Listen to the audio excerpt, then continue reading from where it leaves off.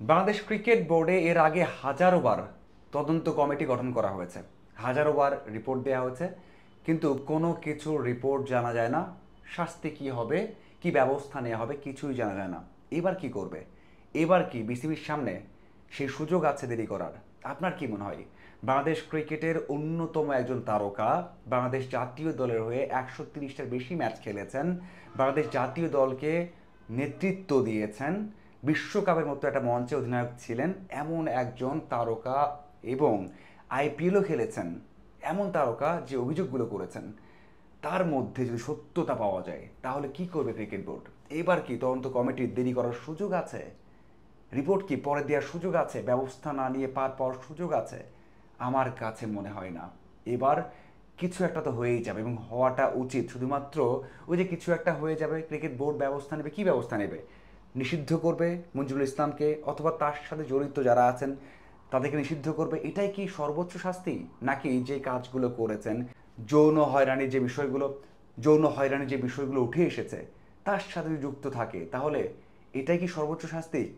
নাকি বাংলাদেশের আইনের আওতায় আনা হবে তাদেরকে? এটা বড় একটা প্রশ্ন। আমরা দেখেছি প্রথম যে ইন্টারভিউটা ছিল, যেটা দিয়েছিলেন কালের কণ্ঠকে, সেখানে বলেছিলেন যে জাতীয় দলের অনেক তারকা তার সাথে অসহযোগিতা করেছেন। এছাড়া মঞ্জুরুল ইসলাম, তৌহিদ, অথবা যারা কাজ করেছেন আগে, যারা কর্মকর্তা হিসেবে ছিলেন, তাদের কথাও বলেছেন তারা অসহযোগিতা করেছেন, অনেক কিছু ঠিক করেননি।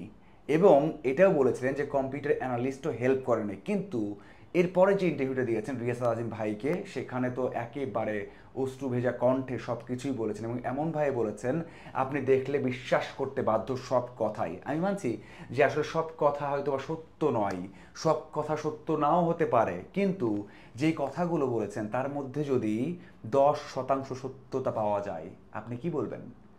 আপনি কোনোভাবে মাফ করতে পারবেন, ছাড় দিতে পারবেন? সামান্য যদি সত্যতা থাকে এই কথাগুলোর মধ্যে, তাহলেই কি আপনার মনে হয় না যে বড় একটা ব্যবস্থা নেওয়া উচিত? এই যে প্রথমে কালের কণ্ঠকে একটা ইন্টারভিউ দিয়েছেন, পরে রিয়াজ আজিমকে একটা ইন্টারভিউ দিলেন, আপনার কি মনে হয় না যে এখানে 10% যদি সত্যতা থাকে, তাহলে বড় একটা ব্যবস্থা নেওয়া উচিত? বাংলাদেশ ক্রিকেট বোর্ড কি করছে সেটাই এখন দেখার অপেক্ষা। এবং বাংলাদেশ নারী ক্রিকেট দল যে বড় একটা কলঙ্কিত অধ্যায়ের দিকে যাচ্ছে বা আছে, সেটা আমরা নিঃসন্দেহে বলতে পারি। শুধু এই ঘটনার বিচার করতে না পারলে এটা আরও বেশি কলঙ্কিত হবে। চিন্তা করে দেখুন তো, যে এমন একজন তারকা বাংলাদেশের না হয়ে অন্য দেশের ভারত, সাউথ আফ্রিকা, অস্ট্রেলিয়া অথবা নিউজিল্যান্ডে, তাহলে কি হতো? সারা বিশ্বে নিউজ হতো, সারা বিশ্বে আলোড়ন সৃষ্টি করতো। এখনও বাংলাদেশে করেছে, এই ঘটনা যত সময় যাবে তত আরও সারা বিশ্বে আলোড়ন সৃষ্টি করবে। নিশ্চিত থাকুন যে এই ঘটনা কোনোভাবেই ধামা চাপা দেওয়া যাবে না, কোনোভাবে এখান থেকে বের হওয়া যাবে না। আমার মনে হয় ওই যে ক্রিকেট বোর্ড যেটা শুরু করলাম, যে অনেক কিছুই তো রিপোর্ট দেওয়া হয়, অনেক কিছুই তো তদন্ত করা হয়, কিন্তু তার ফল সামনে আসে না। এবার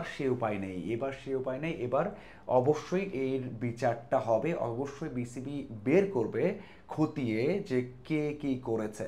তারপর যে ব্যবস্থা নেবে তার উপর ডিপেন্ড করে জাহানারা আলমকে যদি প্রয়োজন পড়ে, বাংলাদেশ আইনের যে নিয়মগুলো আছে সেগুলো মেনে আইনগত ব্যবস্থা নেওয়া, যাদের প্রতি বা যাদের এগেনস্টে সত্যতা পাওয়া যাবে। দেখুন এই বিষয়টা খুবই খুবই খুবই গুরুত্বপূর্ণ আমার মনে হয়। না হলে বাংলাদেশ ক্রিকেট মানে নারী ক্রিকেটটা কখনোই মানে কলঙ্ক মোচন হবে না, এটা আমি বলতেই পারি। আচ্ছা বলুন তো, এর সত্যতা উদ্ঘাটন করা কি খুবই কঠিন? জাহানারা যে কথাগুলো বলেছেন, যে রেকর্ড দিয়েছেন, লিখিত চিঠি দিয়েছেন, অভিযোগ করেছেন, সেগুলো তো আছে। যার কথা বলেছেন বাংলাদেশ ক্রিকেট বোর্ডের প্রধান নির্বাহী নিজামুদ্দিন চৌধুরী কথা বলেছেন, যে বারবার তাকে নক দেওয়া হয়েছে, তার কাছে বলা হয়েছে এবং তাকে রিপোর্ট করা হয়েছে, তাহলে কেন কেন থাকবে না? সব তো আছে। ওই যে একটা ভয়েস দিয়েছেন বলেছেন, সেই ভয়েসটা আছে না? অবশ্যই তো আছে।